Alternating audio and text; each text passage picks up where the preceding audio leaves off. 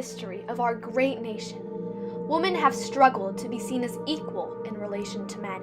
Women have fought for their basic rights, and they have been well earned. There have been many triumphs for women and their rights, but also many tragedies. This is the tragedies and triumphs of the U.S. women's suffrage movement. With freedom declared from Britain, the U.S. Constitution and the Declaration of Independence proclaimed rights for citizens. These three basic human rights were life, liberty, and the pursuit of happiness, inspired by John Locke and written by Thomas Jefferson. However, these rights were only offered to men. Women were infuriated by this, so they had to think of a way to gain their unalienable human rights. There were plenty basic activities that men would perform on a daily basis that women weren't entitled to execute. Women weren't allowed to vote, serve on a jury, have their names printed on a passport, keep their citizenship if marrying a non-citizen, have certain jobs, hold a job while pregnant, or work the night shift.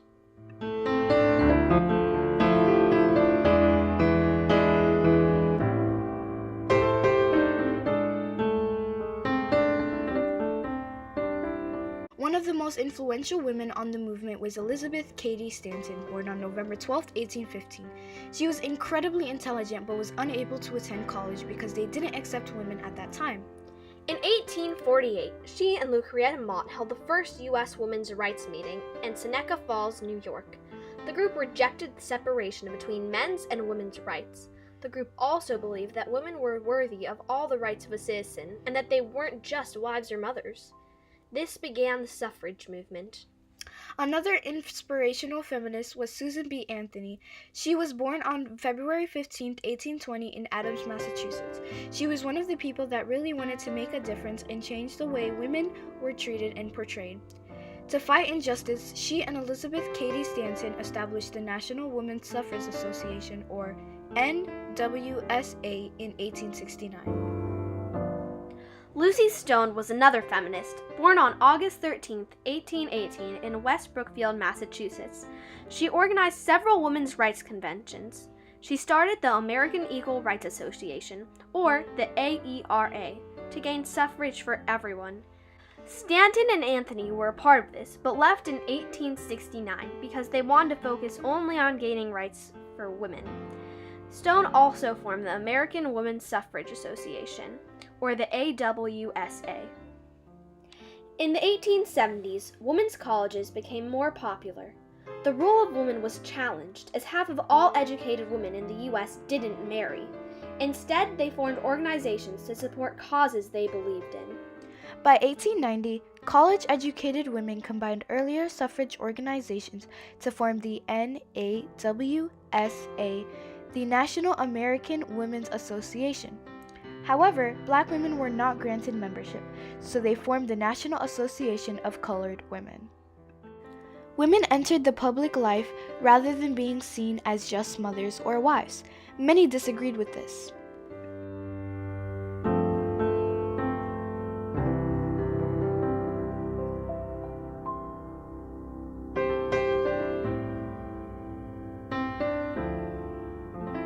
Through the 1890s, there were numerous claims that too much education could harm the female reproductive system.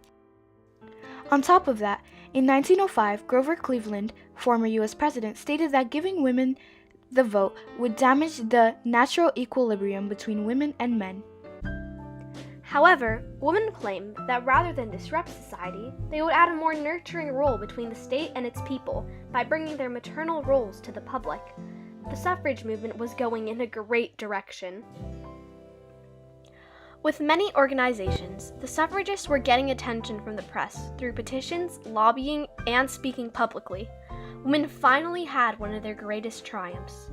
A few states granted women suffrage in local elections. In 1893, Colorado allowed women to vote. Utah and Idaho followed in 1896. In 1910, Washington State. Then California in 1911. In 1912, Arizona, Kansas, and Oregon. In 1913, Alaska Territory and Illinois. And by 1914, Nevada and Montana gave women full suffrage. In 1917, New York allowed women to vote. Women's suffrage was a mass movement. Activists such as Alice Paul and Lucy Burns participated in suffrage demonstrations in Europe. After returning to the U.S., they chose to focus on passing an amendment to the Constitution. To achieve this, they formed the National Women's Party. On March 3, 1913, the NWP and about 5,000 women marched, picketed, and protested at the White House for the right to vote. The women criticized Wilson and Democrats for the failure to liberate women. Sadly, the marches were shouted at, and many of them were arrested or sent to jail. However, this earned women publicity. The march also led to women's most important triumph. President Woodrow Wilson declared his support for the suffrage amendment. In 1919, the 19th Amendment was passed. This allowed 26 million women, half of the U.S. population, the right to vote.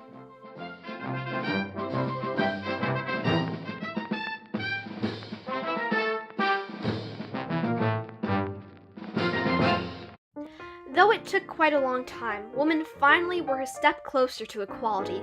Women realized that they had power as citizens and voters. Though women have come far, they still must continue to fight for complete equality. In the U.S., women are paid 78 to 82% of what men are paid for the same job.